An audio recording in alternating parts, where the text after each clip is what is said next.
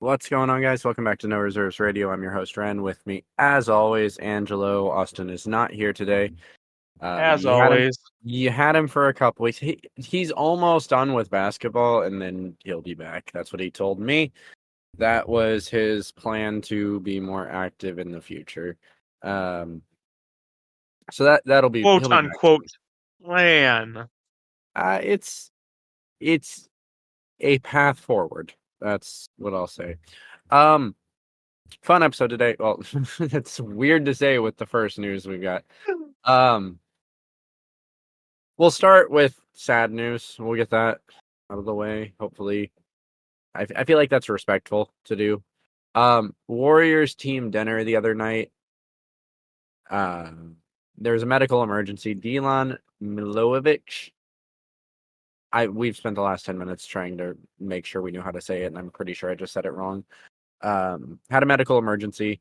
The team, all the players were there, the coaching staff, everyone. Dude was 47 years old. They thought he was, I believe, choking. And correct me if I'm wrong, as I don't think there's information out yet. It was a heart attack, correct? Yes, the reports I read said it was a heart attack. Also, our ages were different. I got 46. You said 47. Well, I said 47 off of memory. Like, I had just got the breaking news when we were talking about it in the group chat. Um, then that's just stuck in my head or whatever. So yeah, he's 46 or was 46 years old. Rough time for the team, obviously. The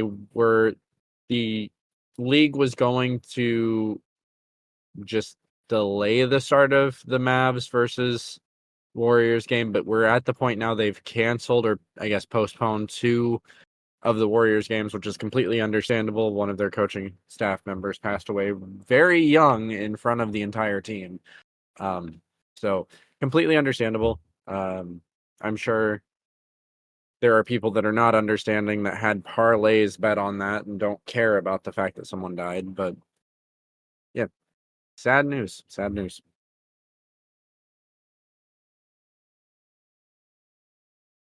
It really does kind of highlight how fragile life really is, though, because this is I would assume, wealthy individual with access to probably pretty high tier medical care, given the fact that he is part of an NBA organization. And it's kind of scary. It can happen at any time to anyone. But that's life. Um, I guess there's not really a lot of NBA news. The big NBA news is going to be a whole segment for the first part of this episode. So do you want to just get right into that? Sure. So before we do that, so we haven't done a question of the week in a long time. It just kind of got kind of boring with it just being you and me. So instead, what Mhm. I'm going to do is going forward when it's just Rehn and Angelo, I'm gonna share with you an interesting fact. It's kind of a running joke that I know ridiculous information that no one needs to know and I don't need to know. So we're gonna have a fun fact of the week now. So Oh, gross. do you have anything like edible like within reach of you, like in the package or drinkable or whatever? Yep. Okay, so you turn it around and you see the nutrition label. Yep. Okay, so serving size. What do you think that means? What what do I think serving size means? Yeah, I'm yeah, yeah. guessing that is the portion that is suggested for you. Wrong. That's what everyone thinks. So there's a difference between the recommended nutrition and the suggested serving size. And the suggested serving size is based on what the average person eats in one sitting of that product. So, like, I before you got here, because I was waiting for Angela, I was eating some chips and salsa. And on the back of my bag of chips, it says the average serving size is 8 chips, and I just ate half the bag. That's what got me thinking about There's that. no way 8 chips is the average one person does in a sitting. I don't believe you. I don't believe No, that. no.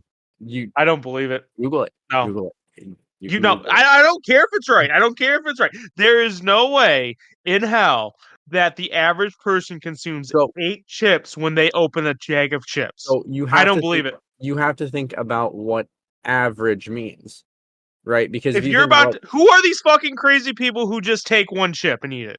like a 5-year-old, No, oh, no. and these are tortilla chips. They're larger than just like potato chips. That's like most bags of potato chips. It's like 17, 18. Okay, But yeah, okay, that's fair. I thought I that was thinking more I'm potato talking chips. No. tortilla chips. Did you think I was eating like sour cream and cheddar and salsa? Something like that, yeah. I'm an idiot. I'm not that dumb. Um, I have a Lay's bag in my entry room. I will get it now and I will look. I you will be surprised. It's Hold probably on. like 17 or 18. It's probably listed in grams actually. Um, which actually this works because I don't have something pulled up that I need to have pulled up. Okay. Mhm. 30 serving size.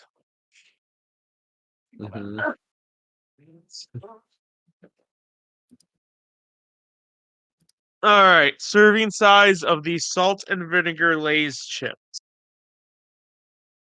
About 17 chips. No, 17 chips. See, I was right because guess how many I eat? Typically like one handful, 17 or 18. It's not Uh, normal. Now that's not what? saying I can't just like destroy the bag. Like I could eat that whole bag in one sitting. But like if I'm just like snacking, the 17's about right. Just grab 17 while I'm walking like upstairs or something. I don't know. So anyway, the big news today, very near and dear to my heart. The Indiana Pacers acquire Pascal Siakam in a trade with the Raptors and Pelicans. Um, we'll break down the trade real quick and then we'll talk about it. So obviously the Pacers are acquiring Pascal Siakam and a second round pick. The where did Toronto it go? Raptors. The New Orleans Pelicans received, I believe, a 2024 second round pick. The Raptors received Kira Lewis, Bruce Brown, Jordan Nwora, and 3 first round picks. So How do you feel about Jordan Nwora going? so I love the idea of Jordan Nwora. Okay. I'm not sure. There's a lot of career left of Jordan Nwora. He's not a terrible basketball player by any stretch of the imagination. The issue I have with Jordan Nwora is the fact that Jordan Nwora has never seen a shot that he didn't like. Sounds like my kind of guy.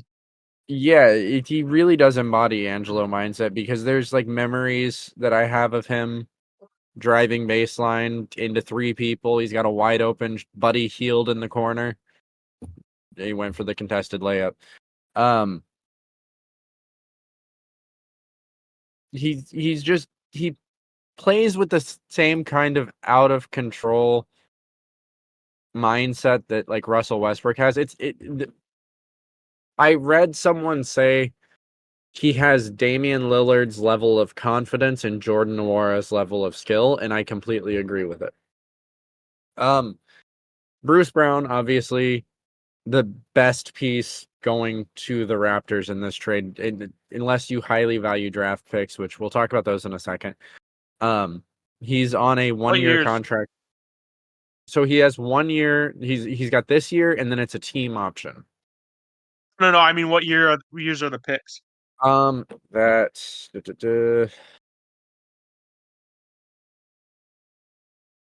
so Indiana's 2024 first round pick, and the worst of, and listen to these teams: Utah, Houston, Clippers, OKC. Ooh. So that's going to be a late lottery pick, and then the third is for 2026 from No, no, Indiana. it's not. No, it's not. What? You said worst up. You said worst up. That means it's probably going to be OKC who's in the playoffs. No, it's the lower. It's the worst pick. I thought worst meant whatever like the highest pick is, and It's best. Well, written as it's written as and even if it is, Utah, Houston, LA, and OKC are all going to finish outside of the lottery as of now. yeah, it's fair. Um, but the way it's written is it's the lower like valued pick of those. Okay. And then it's the 2026 pick from Indiana. So next year's Indiana pick is likely outside of the lottery. We can pretty safely assume that they're currently solidified in a playoff spot. The lesser of the Utah, let's assume it's a 20 to 26 pick. And then what you're hoping for is the Pacers re-sign Pascal Siakam. They're going to be a perennial playoff threat while Tyrese Halliburton is here regardless. So that 2026, it's fairly safe to assume will not be a lottery pick. How do you feel from a Raptors standpoint getting 3 non-lottery first-round picks?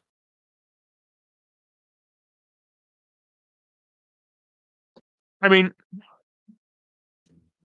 to be quite honest with you, when you have players of the caliber of like Anthony Davis was one and Pascal Siakam, like you're going to be sending them to competing teams.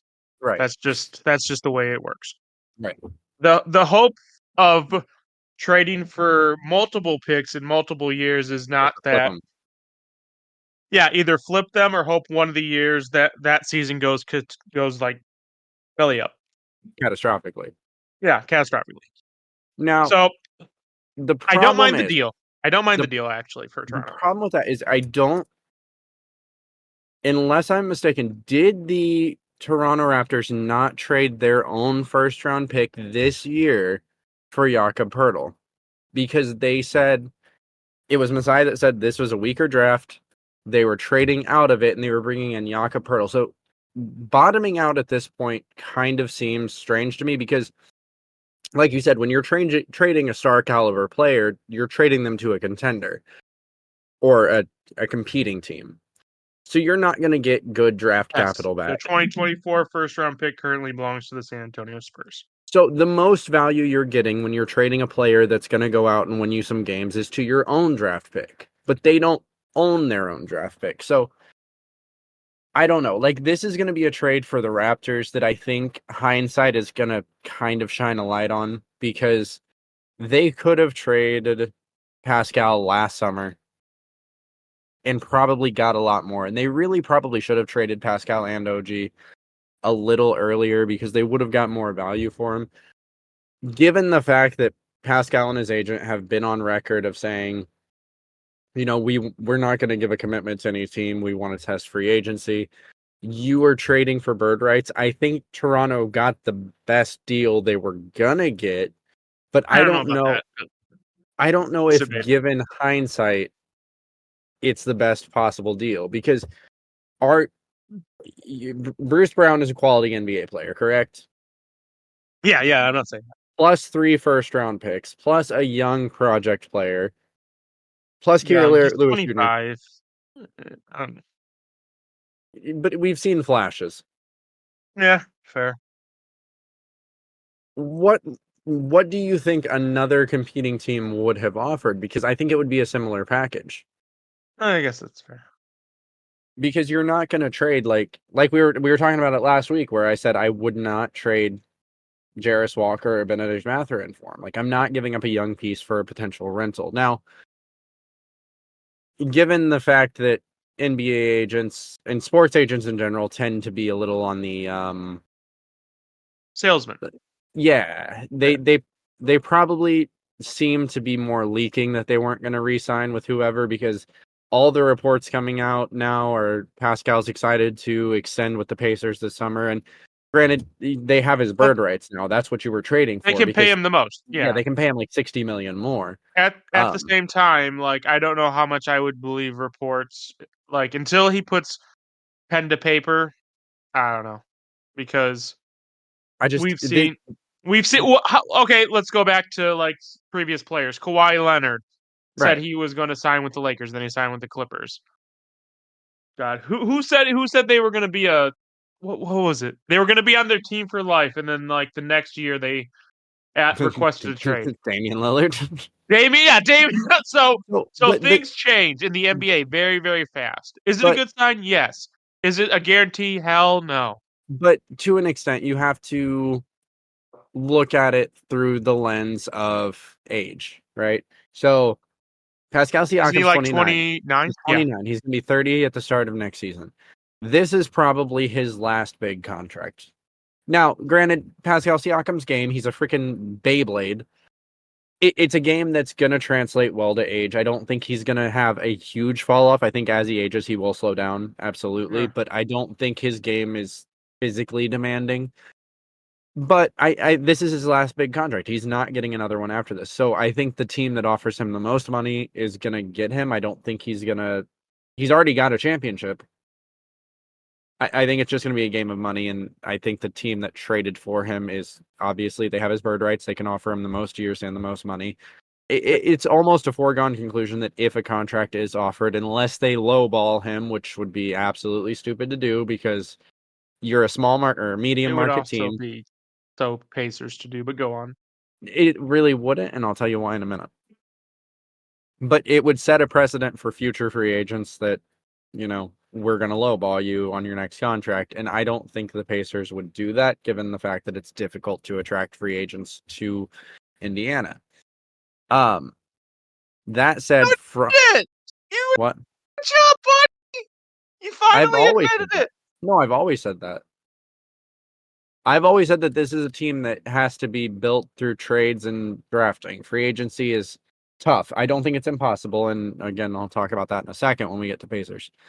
From the Raptors, in a vacuum, I don't like this trade. I think it's a C plus maybe, just because the picks are later. Now, granted, to be fair to the Toronto Raptors, ever since who's their GM now? Is it Wagner still? I would have to look that up. I think it's Bobby. I think Bobby is still their um da, da, da. Raptors GM. Bobby Webster. I was saying Wagner. So Bobby Webster, since he's been with the organization, he became the GM in I want to say 2017, but he was part of their front office in 2015. Since he's been with the team, they have had a lot of success drafting in that 20 to 25 range because I mean OG Anunoby was 23, Pascal Siakam 27,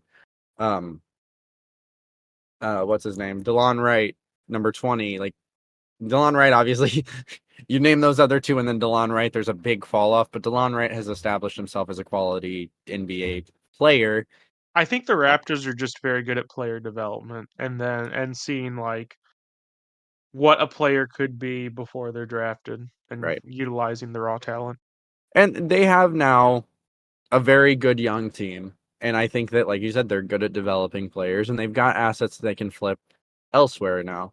Yep. Um, at so I said in a vacuum, I don't like this trade for the Raptors. When you take both trades, the OG Anunoby trade and the Pascal Siakam trade, I think they get an A minus, maybe an A. Like I said, I've been saying this for weeks now. The Toronto Raptors look like a team who are trying to get to be a Kawhi Leonard signing away from competing. Yeah. They're trying to develop those players so that they can be quality players, and if not, quality depth pieces, so that when you get that star, you got the stuff around it to facilitate it. And I think they've already got that star. I think that Scotty Barnes is Scotty the Barnes. future. He's the future of the Toronto Raptors. You add these players because the first trade was all players, no draft capital. The So second trade was all draft capital. And Bruce Brown, who's a decent NBA player, but I wouldn't be surprised if they didn't flip him for more draft capital. Sorry, you were saying?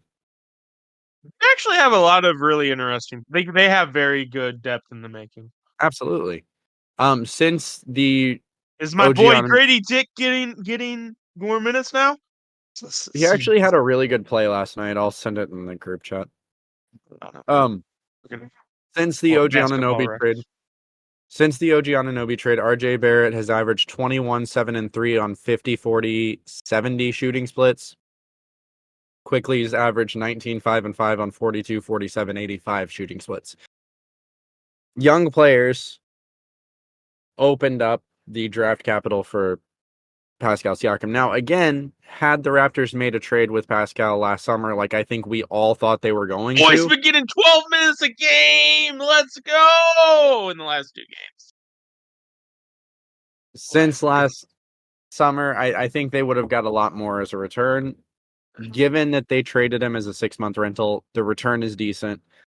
I think that the package of assets they got back for OG Anunoby and Pascal is a net win for them. So, like you said, it feels like they're building a team that's going to be one piece away from being a legitimate contender. Now, for the Pacers, there's no way this isn't an A. Minimum. Right? Eh, So, think about it.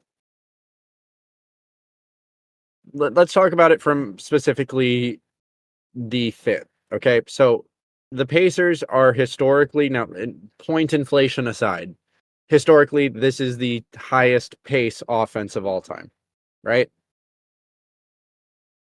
yes. Okay, do you know how many Pacers players are in like the top 20 of fast break offense players in the league right now? Probably like 6. Zero. This is a 0. team effort. Do you know which player is in the top 10 fast break point production of all or of the season? Pascal Siakam. Interesting. So you're adding a much higher tier offensive threat to a team that's already an offensive threat. Now, Pascal, obviously an upgrade over Obi Toppin, who's been starting at the 4, and Jalen Smith, who's been also starting at the 4 when they realized Obi Toppin doesn't really play defense. You should play Off- for us. Offensively, this is the perfect fit for Miles Turner, right? You remember when we had Sabonis and Turner?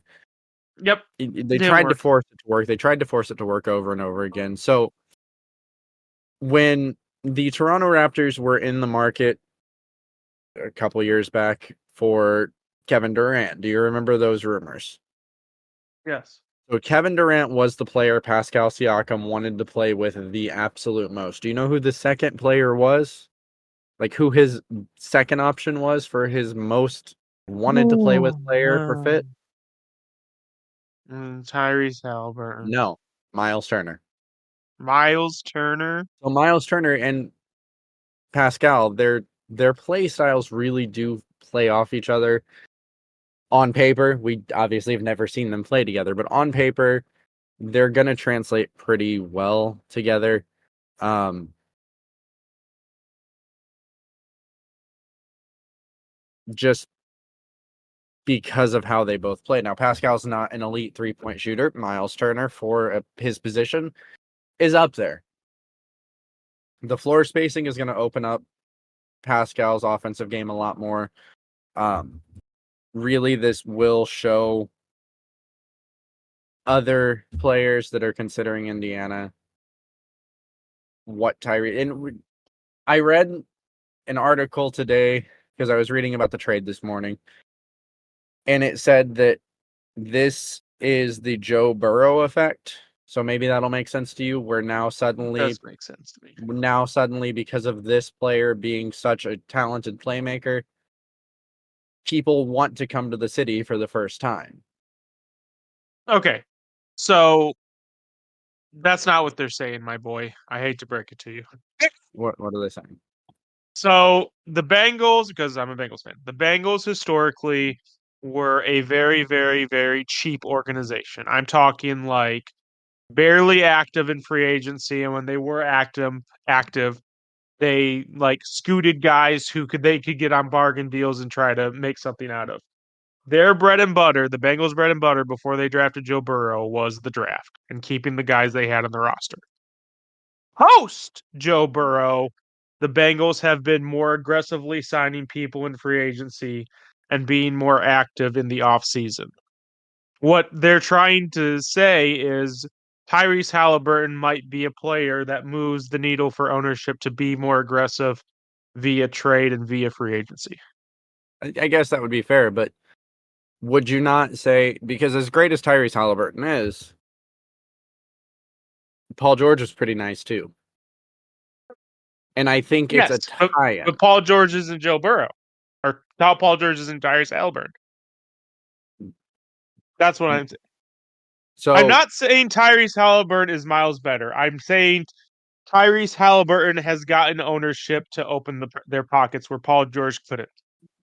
okay, so you're saying that Tyrese just like rolled a charisma check and got a nat 20. Yeah, he got net 20 on his Okay. charisma. Yeah, Nerd jokes. I guess that's fair. I do think that a lot of it has to be tied into just his play style because yeah. it Pascal has said like he's excited to play with Tyrese, and I don't know if you're a scoring player, you're going to be excited to play with a legit playmaker, someone that strives to make his team better. On the floor, it should work out pretty well. There's already like nicknames popping up. I have All seen those a lot. nicknames must be terrible. Pascaliburton is pretty nice. Pascaliburton. Pascaliburton is pretty nice. Um, so Haliakum? Heliacum. Gross. Oh, that sounds weird. Haliakum. I don't like it. Exactly. That sounds like a lung illness. Or like something that comes out of your lungs when you cough. Um, so before because we haven't got your grades for these trades yet.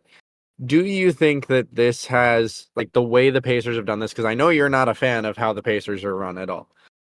I know. Do you think this kind of was a proof of concept? Because the Pacers Yeah, kind of. they never bottomed out. They were always competitive and they just built. And I think that even if you don't like the way the Pacers did it, Kevin Pritchard has got to be in the running for Executive of the Year. He built a team because the only players on the team that were drafted were Miles Turner back in 2015, 2014, whenever that was.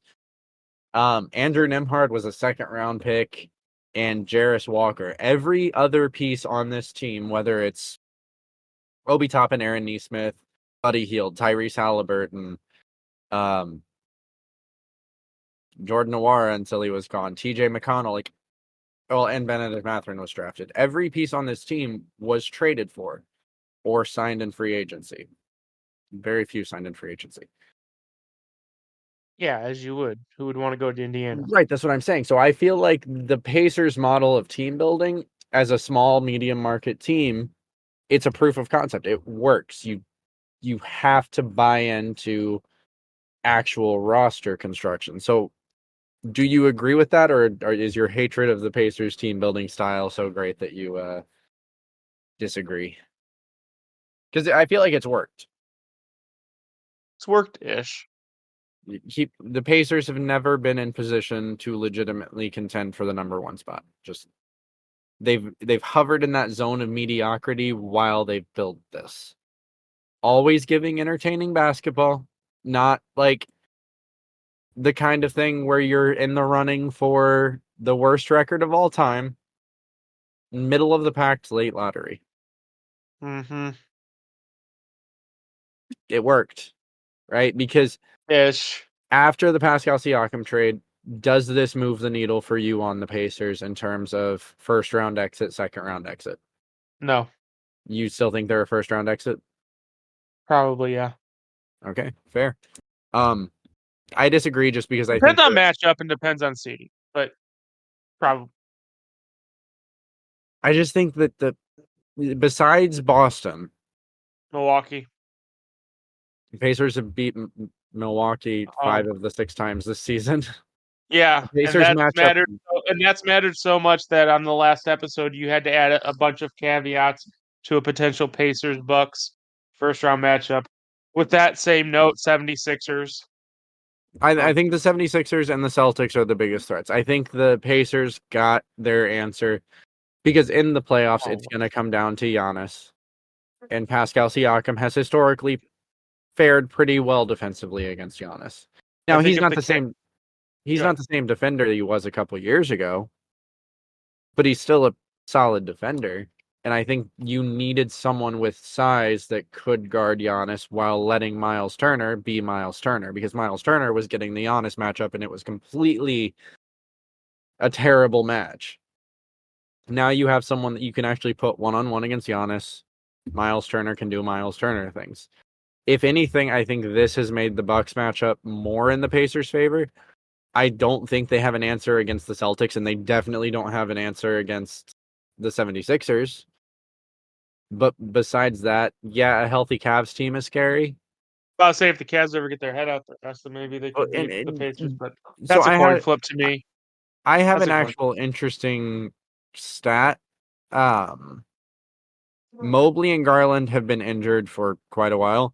They are Yes. 11-3 with a 6-game win streak currently, an average margin of victory of 22 without Very good. Mobley and Garland. And Mitchell's obviously the best player on the Cavs, Yes. but the most valuable player is probably Mobley. Yes. So without your most valuable player and your probably second scoring option, Oh God, we just murked the Bucks. yeah, that's what I'm saying. Like the Cavs are scary, and I think we all had them in our early like preseason predictions. I think we all had the Cavs as a dark horse candidate to go all the Yep. way. Yep. That said, I think the Pacers and the Cavs kind of match up well against each other. I think that would be kind of a That's a toss coin up. flip. Yeah, I said Yeah, it's a coin that flip. one's a coin flip. So as long as the Pacers aren't getting the The Sixers or Heat. the Celtics.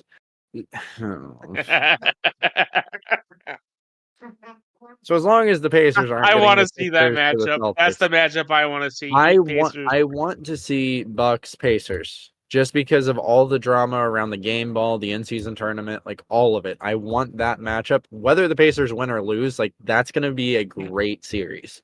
You know you're a playing team right now, homie, right? How far back?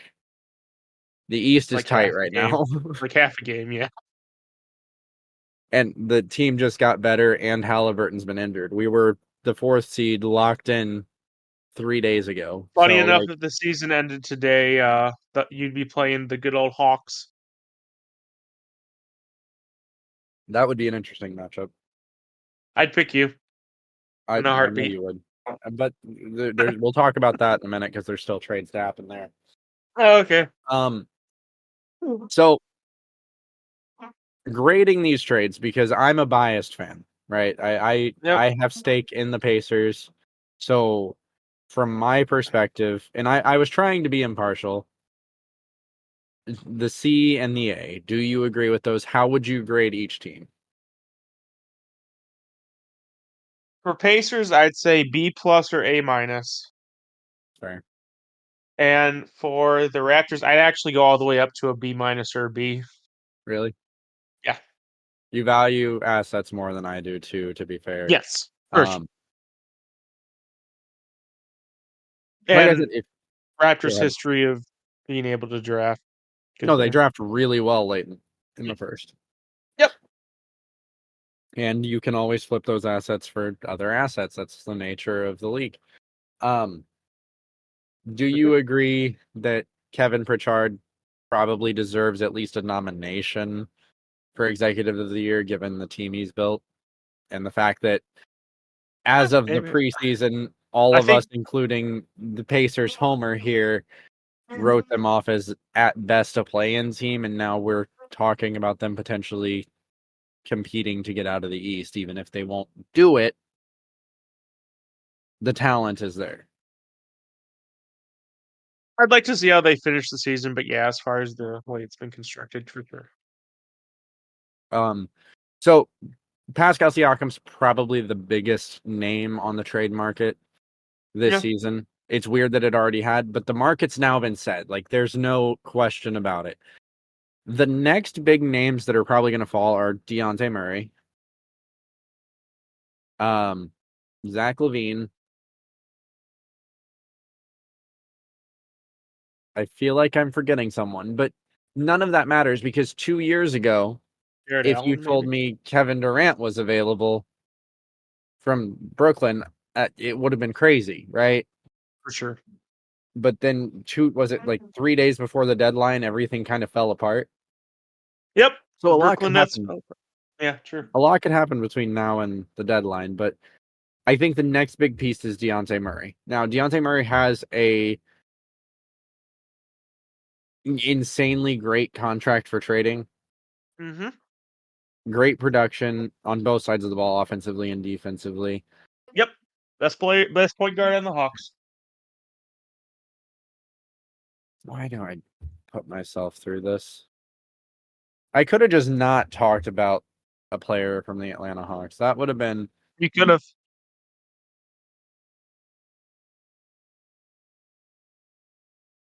so the linked team is the Los Angeles Lakers. That's the most recent rumor I've heard. Ooh, The Lakers will not trade Austin Reeves for DeJounte Murray. that's interesting. That's asinine. Yeah. The asking price for DeJounte Murray is only 2 first-round picks, supposedly. I don't know if the Lakers have 2 first-round picks to give.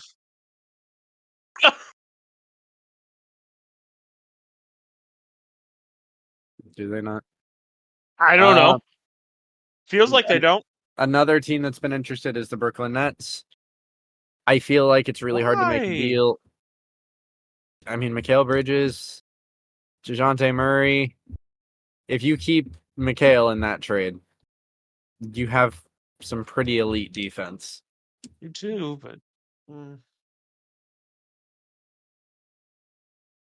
Oh, I dropped my mic. Hold on. Got it. Ah, ha, ha. Okay, hold on. I'm adjusting my mic now, so you might hear some weird sounds because I dropped it off of my desk. Oh, we're used to it. You're the one who usually talks, so weird Fair. sounds is just My par for voice. the You're course. right. Exactly. Par for the course. Um.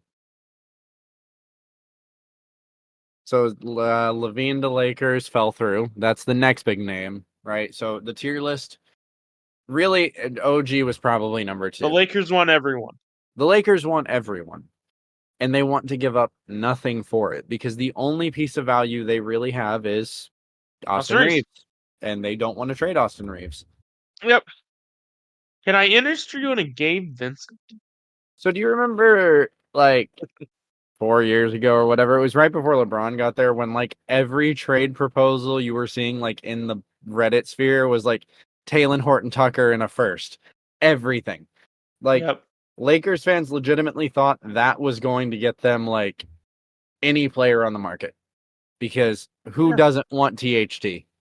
Quite honestly, they should have moved THT because, granted, I don't think it's as ridiculous as Reddit said it was, but there was definitely a time where THT was hyped up where you could have gotten a very, very good NBA player, like a starter worthy NBA player for THT and a little bit of draft compensation. But was he hyped up because he was actually It good, was or the was he Lakers. hyped up because it was the Yeah, Lakers? Yeah. it was the Lakers. Yeah, it's the Lakers. Lakers players are going to be. It's like the New York Yankees of baseball. Like sometimes you just got to get some players, develop them, hype them up, and then send them out for players you actually want. And then you bring him Lakers back just don't want later. to do that, huh? And then you bring him back later. Yeah, Shout out exactly. to Kilo. Um,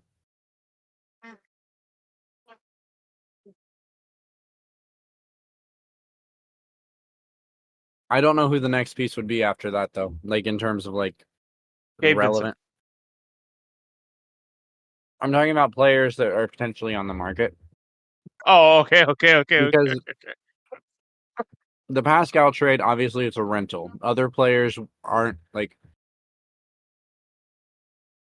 Deontay Murray is not a rental. Zach LaVine's not a rental.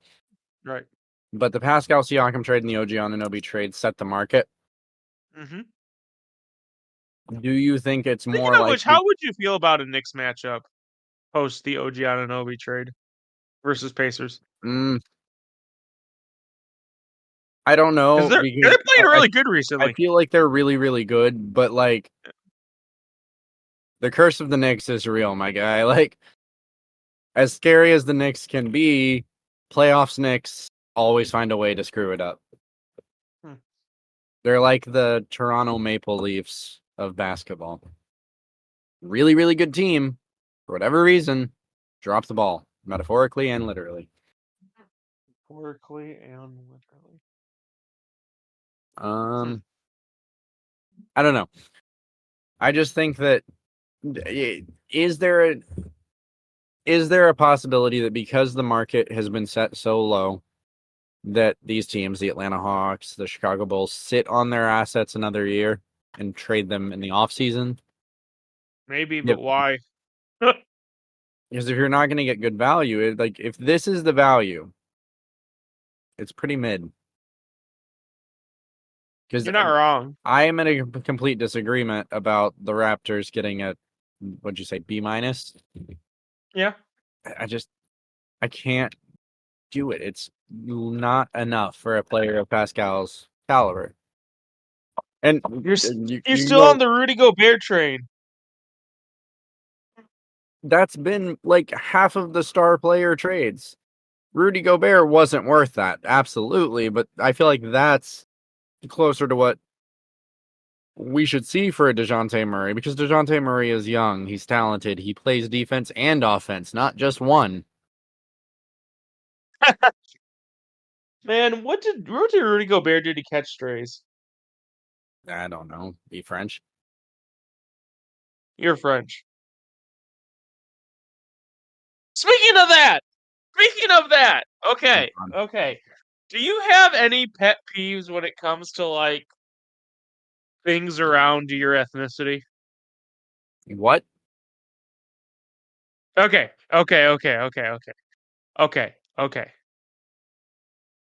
Is anyone you're related to from France? No. No. No. Okay, so I'm in a different boat. Okay.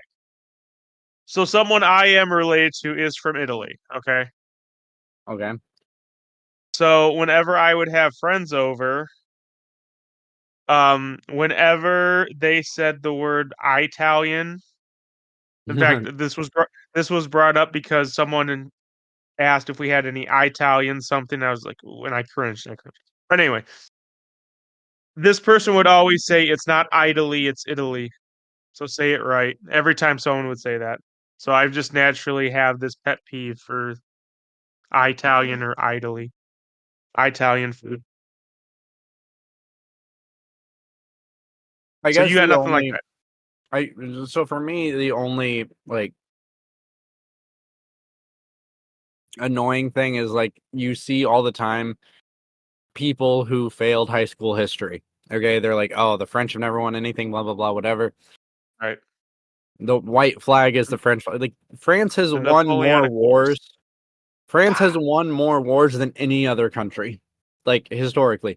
You go to like World War II and everyone's like, "Oh, Germany steamrolled them." Yeah, absolutely. They steamrolled everyone. The Maginot Line they thought was impenetrable and then Germany drove tanks Blitzkrieg. through the Ardennes. Well, no. Blitzkrieg is what that's called. Okay, we're doing no reserves history. So the Maginot Line was built after World War One, and it was designed to stop the Germans because it was the idea, like freaking Germany, right? Because at that point Yeah. in time, it was not a great area of the world to be in Europe. But they were like, tanks are the future. There is no way the Germans would get tanks through the Ardennes. Well, the tanks got Germans through the Ardennes. Yep. You They mean the drove up Germans to the got beach. tanks through They there? surrounded everyone. Dunkirk, the Vichy French were formed. But Yep. like the reason Dunkirk, because Dunkirk's like the only thing people know about because there was a movie about it. Yep. The movie did a really bad job at French representation and Polish representation, and because the only reason the Dunkirk evacuations were able to be done was because of the rear guard, which was French and Polish, holding off the Germans long enough for the evacuation to happen. Not only Everyone got that, steamrolled. yeah. Well, not only that, the British like tradesfolk also chipped in to supply boats so that Yeah, they could and bring their men home. the Royal Air Force were just freaking badasses. Yeah. They didn't get enough credit. They actually got Here's a hated for stupid that. question because I've watched a few things on World War II. And it seems like the consensus, there's two consensuses: either Germany had no shot of winning or Germany shot themselves in the foot. Do you think Germany had any shot They if they did. didn't make some of the mistakes they made? Absolutely. You So think so? So one, they this is welcome to the derailing part of the episode where we go Yeah, completely off topic. So because there, there's multiple things Hitler did, like keeping his forces in Russia or not attacking after taking down the RAS bases in so what Britain. had happened Go ahead. was during the appeasement and the phony war, Uh-huh. Russia was like, we want Poland, and Germany Right. was like, we want Poland, and they agreed, let's just take Poland, we'll split it in half, right? Yeah, they split in half. Yeah. So had Hitler just kept leading the Germans west, they probably were unstoppable until the Americans entered the war, and then it would have been an absolute bloodbath. And Right. we have patriotism, but like, who's to say who would We have won that war? Because you would be walking into we've their never had territory. an attack on US soil from a foreign entity. So But you don't know how that would go. where Hitler screwed up and where the Germans leadership screwed up, and mostly Hitler, because German leadership was competent, Hitler was not, and they were afraid of questioning him. Right. Again, welcome to No Reserves Basketball Podcast. Um, was he decided to double cross Stalin? He was like, I'm gonna do the thing that has worked so great historically for, like, Napoleon did it and screwed up and opened a front on Moscow in the winter. You just don't do that. But Napoleon had different reasoning than Hitler. Like The- Hitler kind of needed the resources in Russia. That's part of the reason why he attacked Russia. It was also part of his plan eventually because he needed Lemonsrung, he needed more land. yeah, But it like was too. It was, don't do it in the winter. That he was didn't do it in the winter no. The attack on Moscow was in the winter. for France. No, the initial attack was not in the winter. The initial attack was No, in the summer, Barbarossa and he was in had the summer. planned for the attack to be over by the winter, and that didn't happen. And he didn't And then retreat he kept after that going. information was But portrayed to him. you shouldn't, when you have a Western Front that is as much of a meat grinder as it was, and then you open the Eastern Front, you're splitting your forces, you're screwing yourself over, because like your whole plan is to basically dominate the world. Right. Let it take some time. I'm not That's fair. giving ideas. I'm just saying, like, they shot themselves in the foot because, Multiple times, like, honestly. even Yeah. going as far as Operation Overlord, D-Day, Yep. the supreme commander of the Western Front was Erwin Rommel, who is arguably one of the greatest military minds of all time. He was on vacation when Operation Overlord happened. How much would that have changed the battle? Like, I don't know. There was just a lot of like really bad decision making by German leadership, and it all stemmed from the fact that they didn't want to upset the Fuhrer. Um, the person in charge of the operation over, like, the defense of the Normandy beaches was Crace, and he was ordered by Adolf to basically fight to the last man, and he is one of the only people to actually refuse an order, and he retreated, and they actually were able to hold off the Allies for a lot longer because of that. Had he stayed, they all would have been massacred. Hitler was charismatic. He wasn't exactly a genius, especially when it came to like military tactics. What are we doing? Kind of crazy because he served in the German military in World War One. So that's so going to the Allies, right? The Americans. So Yep. the 101st Airborne Infantry, right? Probably the most decorated unit during the war. They fought in every freaking battle on the Western Front. When they were organized, and if you watch Band of Brothers, you'll see this character. It's played by David Schwimmer. Um, Captain Herbert Sobel. He's the one that trained Easy Company. He was their captain and commander for the early parts of the war. had no idea what he was doing, was awful at his job, but was a good motivator of people. Most of the men of Easy Company say that he's the reason they were as good as they were. But they hated him because they thought he was going to get them killed because he had no sense of direction, he had no sense of tactical acumen. Kind of the same thing. Like, you can be a good leader of people and not a good strategic leader. Make sense? Yeah, it makes sense. I have no idea what we're doing. I have literally no. Like, if you're still listening to this and you tuned in for a basketball podcast, welcome. Thank you. Okay. I don't even know how we. Oh, you asked about French heritage, right? Yeah. Um, Yeah, that's how we got to World War II. Angelo French heritage. derails the.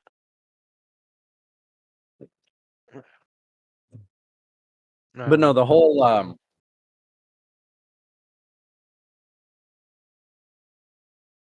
cluster that was the Western reaction, because that never should have happened. But Neville Chamberlain's appeasement was probably the dumbest thing that's ever happened in the history of ever, where it was just kind of like, just keep telling Germany to stop, and we're really serious this time. You keep doing that, and they're just going to keep going, and that was what happened.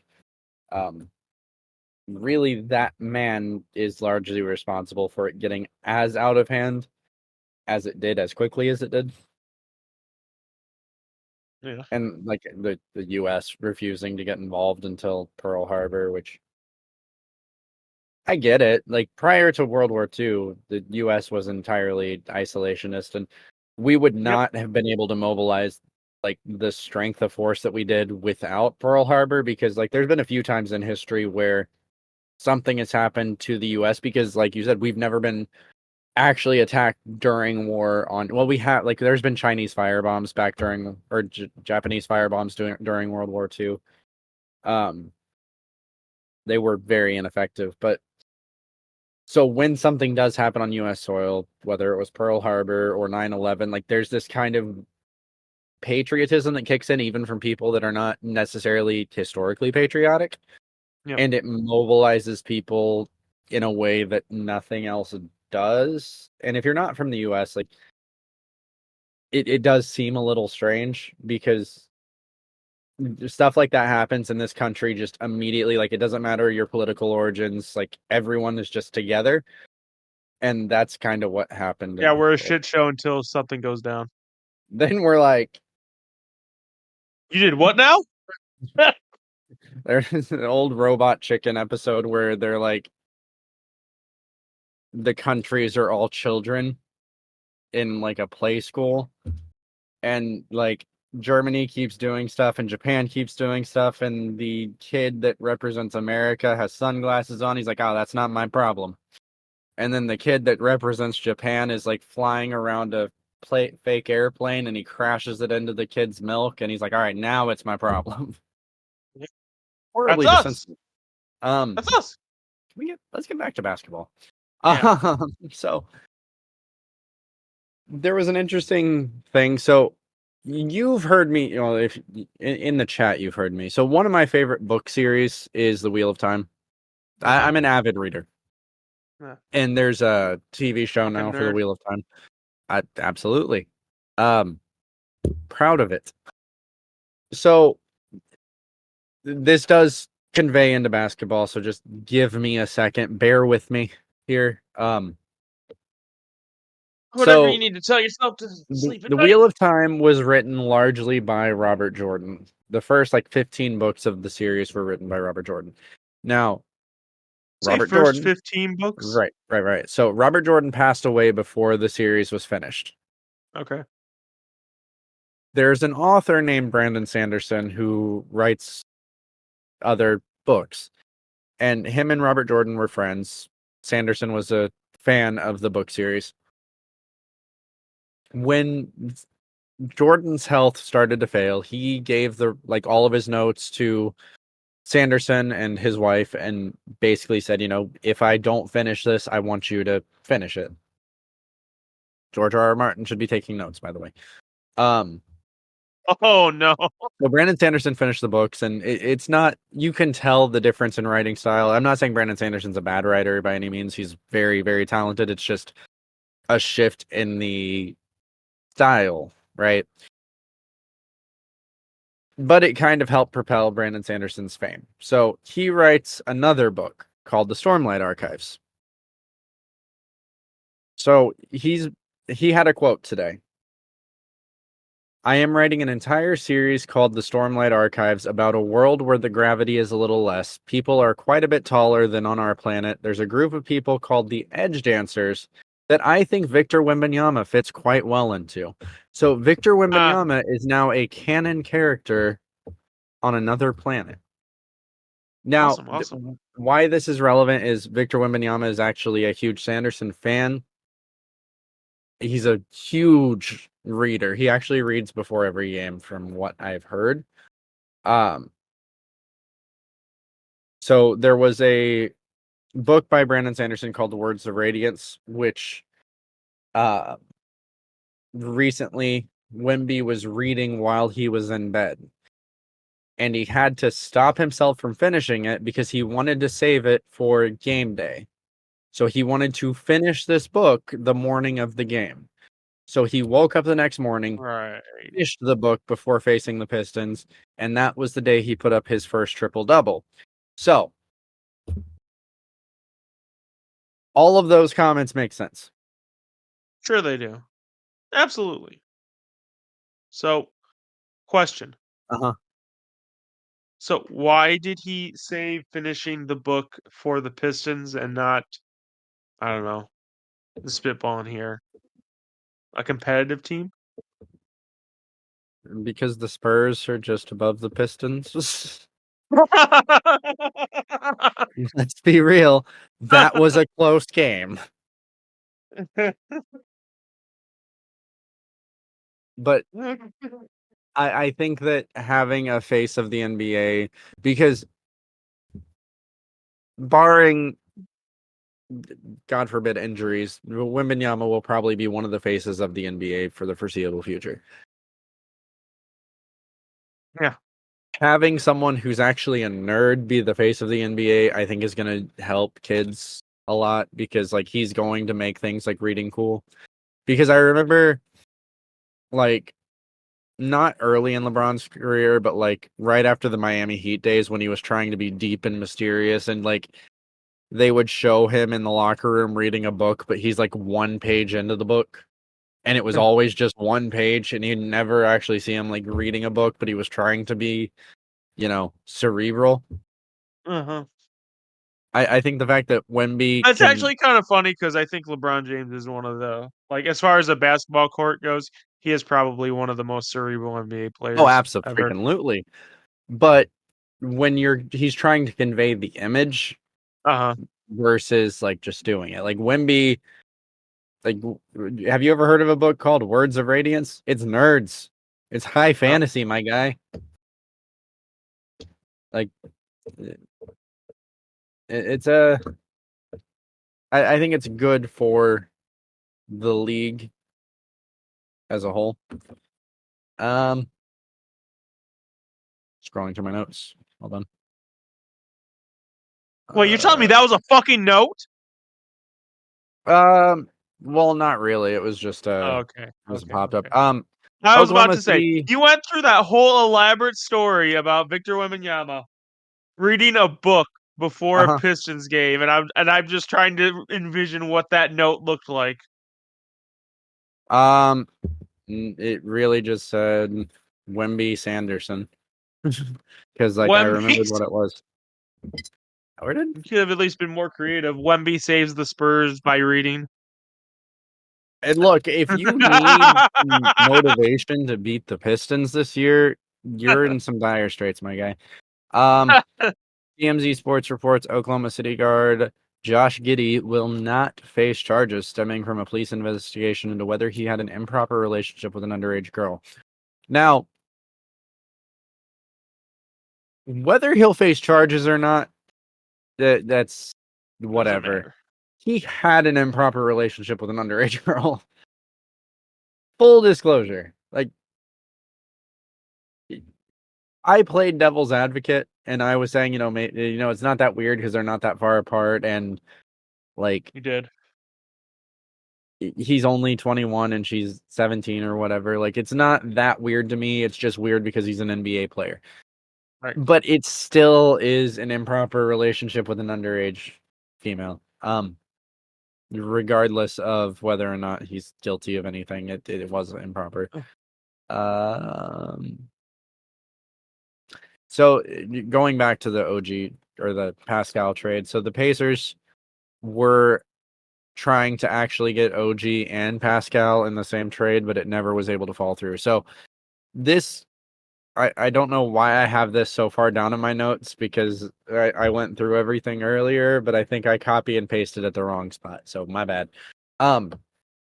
This kind of highlights what I've been talking about with you, both here on the podcast and outside of it, where the Pacers ownership seems finally willing for the first time to actually spend money, because had they brought in OG Anunoby and Pascal Siakam, that's a lot of money. Yep. True. Does this shift your perspective on the Pacers over the next couple seasons? Not necessarily now, but No. it doesn't. You don't No. think that them being willing to spend will make a difference? I got to see a playoff run first, dude. No, that's what I'm saying. I'm not saying like I'm saying the thing that stopped the Pacers from getting Anthony Davis, who at that time was in his early 20s and an MVP candidate. The only thing that was stopping them, because he wanted to come here, was ownership's reluctance to spend money. Now that ownership is willing to spend money, has a face of the franchise in Tyrese Halliburton, has a solid core now with Who rolled a D20 on his charisma? has a solid core with Tyrese Halliburton, Benedict Mathurin, Pascal Siakam, and Miles Turner. I'm just saying, like, I think that Might be the title of the episode. what natural Tyrese Halliburton rolled a D20 on his charisma. a natural 20. A natural 20. This is a really nerdy episode. I actually There have is. It is a very, very nerdy episode, dude. it's Do you weird want that to talk about the intricacies of a 2-3 zone now? 2-3 zone is mid. It's overrated. This guy. There's a reason why it's the only time. So when was the last time you saw a 2-3 zone played in an NBA game? I can tell you when it was. I just want to know if you can think off the top of your head, because we talked about it on this podcast. There was a playoff team that intermittently ran it. Was it the Yes, Miami Heat? it was the Miami Heat. And it was because they suck. But Oh, man. there's a reason why typically when you're coaching or playing basketball as a child, you learn how to play a zone as a kid. You play it through middle school, you play it a bit in high school. If you're a bad college school, you typically play zone sometimes. And then Syracuse? you never play zone in the NBA, because it zone is way too susceptible to like a 2-3 zone. Like, you get on the freaking free throw line and the zone is completely broken. Kind of, yeah. No, it is Depends. completely broken. If you have a player in the low block and a player at the free throw line, your zone as a 2-3 is broken. 3-2, it's questionable. But you have to end up leaving a corner open and a skip pass and then a corner 3. Like, it's a terrible system that relies on the fact that offensive players don't know what they're doing. When you get to a high level of basketball, which would be the NBA, those guys know what they're doing, I would hope. So, yeah, no. 2-3 zone overrated. 3-2 zone Okay. overrated. 1-3-1 zone ridiculously overrated. Oh!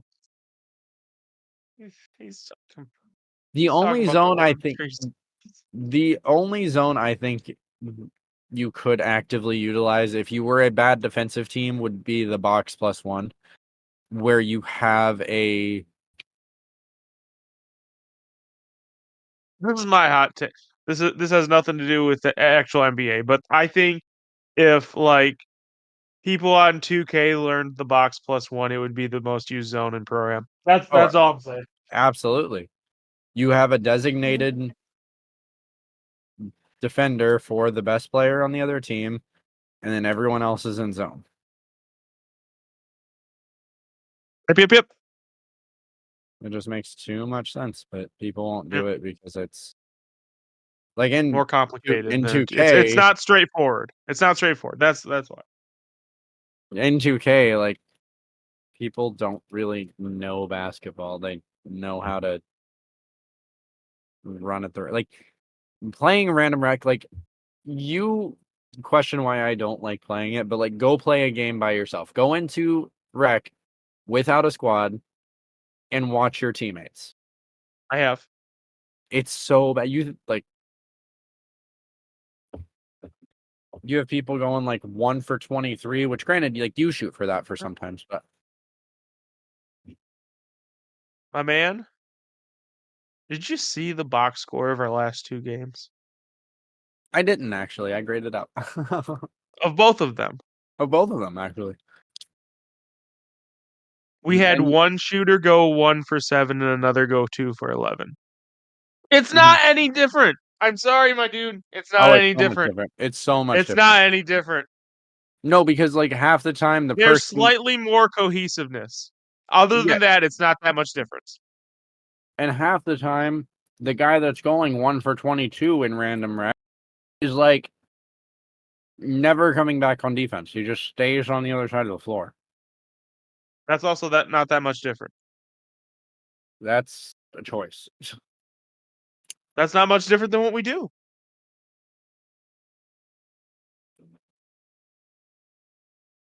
It's a little different.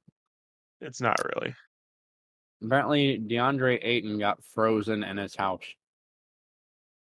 What the f- Like they couldn't get out. The team, Man, how, what? yeah, like there was so Did much he? ice in his neighborhood he couldn't get out of it. The team actually sent Oh, a okay. group of I people to thought try to his. de-ice I was it. about to say this multimillionaire couldn't afford heating. No, like not like he froze to death. That would have been like the first thing we freaking talked about. No, not he froze to death. Oh, I guess that would be. Anyway, go on. Um,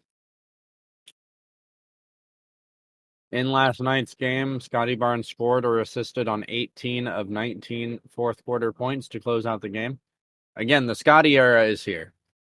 Yeah, definitely here. LeBron sent Kyrie Irving to the locker room because he basically pretended he was a cornerback. He tried to intercept the pass from Kyrie and tackled him. Kyrie went to the locker room. No update on injury status. Almost like this could be a lesson that you take, Ren. So when you have a guy and he's bigger than you and Uh you're huh. smaller, Uh huh. just maybe you shouldn't go at the guy who's bigger. I know LeBron checked him, but maybe just maybe when you're the smaller guy, you might just want to not go at the guy who's stronger, who's bigger and stronger than you. There's Just a maybe. video of Joel Just Embiid maybe. riding a carousel. That's funny. Sorry, you were talking, so I blacked out. Uh-huh. Um, I need some alcohol. it's 3 p.m. That means I need more alcohol. Granted, I can't say anything already. Ooh. No, you can't. Um, No, you can't. LeBron ran off the court after um the Lakers win. Didn't stop for any interviews or anything. Ran out of the arena because he had to catch his son's game. Respect. Like literally, he ran out of the arena. Um, Good dad. good job. Yeah, good dad. That's all I can say.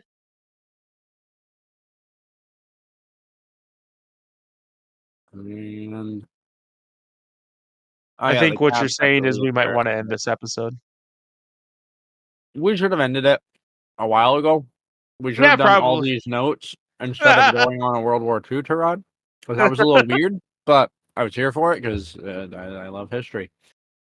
Yep. Um, I'm just scrolling real quick because I did have more notes, Yeah, but they fuck your weren't things notes. that. Wow, rude. Yeah, They yeah. weren't notes that I like fleshed out. So Oh, I really did expect really flushed out notes from the guy who put Wemby South Bar or whatever the writer's name is. Anderson, Sanderson, sorry, Sanderson. that wasn't fleshed out notes. That was supposed to be early in the episode. Uh-huh. So if you rewind, you'll hear me start talking about the Pacers again and saying, "Wow, I screwed up and I hit pace too early."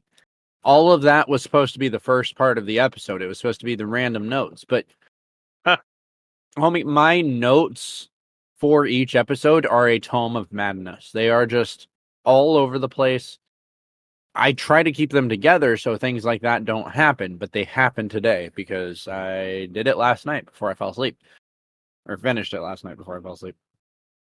Brooklyn Yeah. Nets were 3-14 since starting the season 13-10. Patrick Beverly. Yeah, I forgot about this one. So Patrick Beverly was asked what the keys to slowing Jamal Murray were. Do you want to know what he said? What'd he say? There's no key. I've been locking his ass up for years. Do you know what he was then asked what his approach to guarding a guy like Murray was? Do you know what his answer was? Step onto the court? No approach, normal day. So Pretty much. Yeah. Patrick Beverly has Damian Lillard level confidence with Patrick Beverly level talent. Um, On the defensive side, yeah.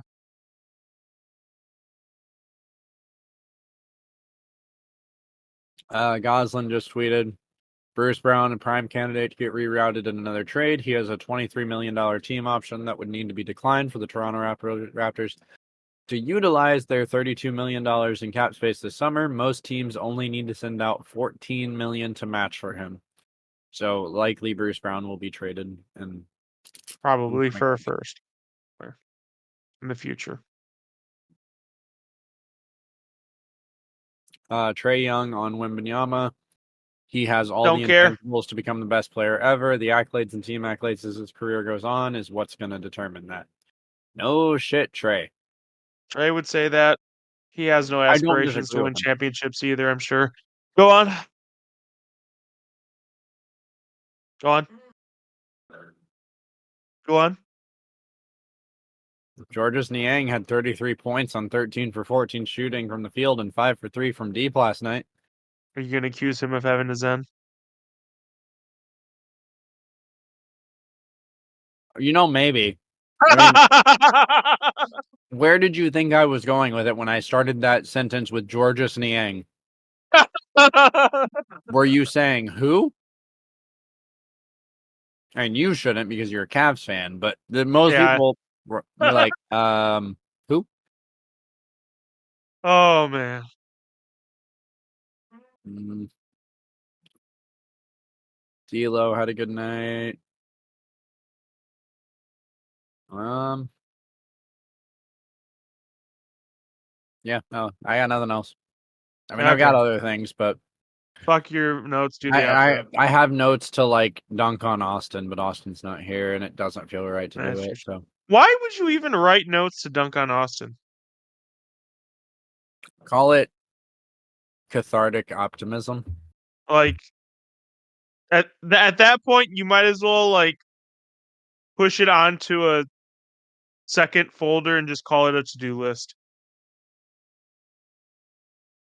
Well, hey, if you've made it this far, thank you. Hopefully, you enjoyed that derailment by Angelo. Again, I'm good at derailing.